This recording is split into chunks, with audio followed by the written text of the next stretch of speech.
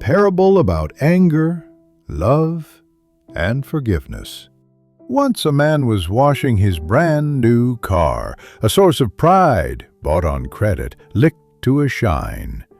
At that moment, his little son, playing, ran up with a pebble in his hand and carefully began to scratch something on the car door, enthusiastically writing letters. The father, seeing this, screamed with rage. Without understanding what exactly the child was doing, he lost his temper, grabbed his son by the hands, and began to beat him. In a fit of anger, he did not notice the pain and fear in the boy's eyes.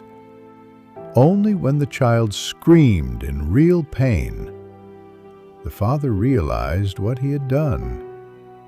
A few hours later, at the hospital, the doctors did everything possible, but the little fingers were too damaged.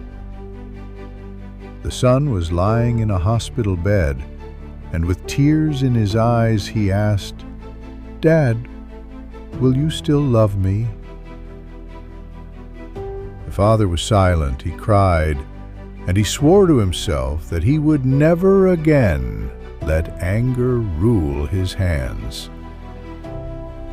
Later, at home, broken by guilt, he went out into the yard. He approached the car that he had been so careful about. On the door were scratched the words, "Dad, I love you." He knelt down. He hugged these scratches, and for the first time in his life he understood.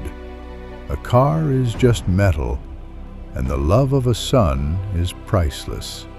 Since then, he became different.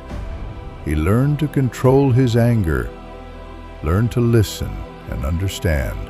He spent more time with his son, helped him adapt, and every day he reminded himself, it is better to underreact 100 times than to overreact once. Moral: we cannot undo the past, but we can always choose what our future will be. Love is not words, it is actions. Choose love, even in anger, especially in anger.